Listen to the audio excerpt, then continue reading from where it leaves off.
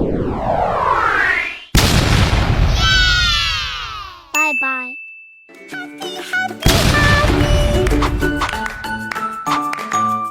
Ditonton sampai selesai ya.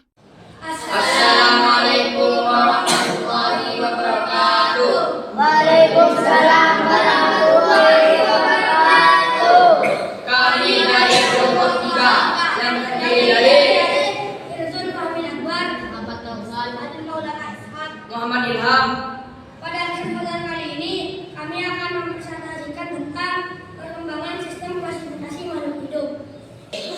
Makhluk hidup di dunia ini sangat beragam. Untuk mempermudah mempelajarinya, para ilmuwan mengelompokkan makhluk hidup ke dalam sistem klasifikasi.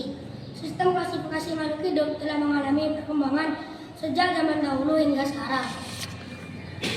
Yang pertama, sistem klasifikasi awal Aristoteles. Ilmuwan Yunani yang membagi makhluk hidup menjadi dua kelompok besar, yaitu tumbuhan pelantai dan hewan animalia. Tumbuhan dikelompokkan berdasarkan ukuran dan strukturnya, sedangkan hewan dikelompokkan berdasarkan habitat dan perilakunya. Theophrastus, murid Aristoteles yang mengembangkan sistem klasifikasi tumbuhan berdasarkan bentuk dan masa hidupnya. Ia membagi tumbuhan menjadi pohon, semak, dan herba. Untuk selanjutnya, sistem klasifikasi modern Carolus Linnaeus, ilmuwan Swedia yang dikenal sebagai bapak taksonomi. Ia memperkenalkan sistem klasifikasi yang disebut dengan sistem binomial nomenklatur, yaitu pemberian nama ilmiah pada makhluk hidup dengan menggunakan dua kata dalam bahasa Latin. Contohnya, Homo sapiens untuk manusia.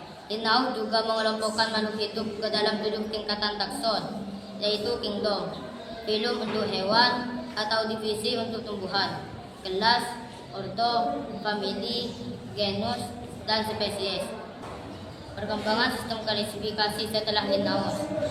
Seiring perkembangan ilmu, pengetahuan, dan teknologi, sistem klasifikasi terus mengalami penyempurnaan.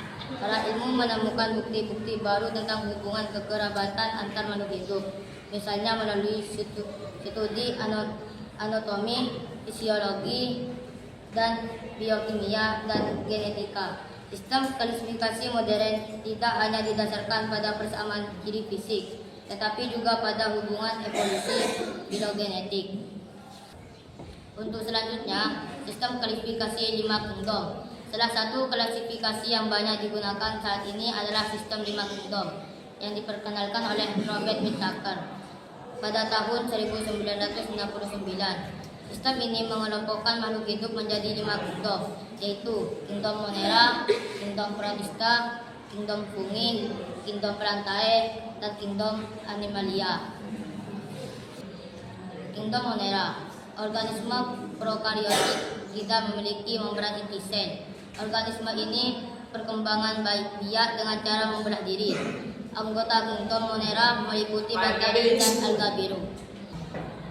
Selanjutnya, kingdom Protista. Organisme eukariotik memiliki membran inti sel. Protista dibedakan menjadi protista mirip hewan protozoa, protista mirip tumbuhan, alga atau ganggang. Untuk selanjutnya, kingdom Fungi. Anggota fungi adalah berbagai jenis jamur. Fungi memiliki membran inti. Dinding sel terbuat dari zat kitin.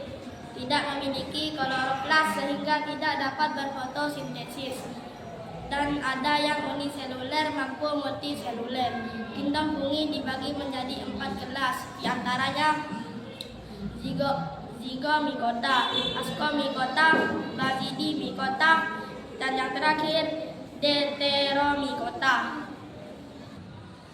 Untuk selanjutnya, dalam fungi, organisme eukariotik yang memperoleh makanan dengan cara menguraikan bahan organik, contohnya jamur. Dan selanjutnya, kingdom Plantae, organisme eukariotik multiseluler yang memiliki klorofil dan mampu berfotosintesis, contohnya tumbuhan. Dan mampu berfotosintesis, contohnya tumbuhan. Dan selanjutnya, kingdom Animalia, organisme eukariotik multiseluler yang tidak memiliki klorofil dan memperoleh makanan dengan cara memakan organisme lain, contohnya hewan. Jadi dapat kami simpulkan, sistem klasifikasi makhluk hidup telah mengalami perkembangan yang signifikan sejak zaman dahulu hingga sekarang. Perkembangan ini didorong oleh kemajuan ilmu pengetahuan dan teknologi. Sistem klasifikasi modern didasarkan pada hubungan evolusi antar makhluk hidup, sehingga mencerminkan sejarah perkembangan kehidupan di bumi. Cukup sekian pembahasan dari kami, kurang dan lebihnya kami mohon maaf. Assalamualaikum warahmatullahi wabarakatuh. Waalaikumsalam warahmatullahi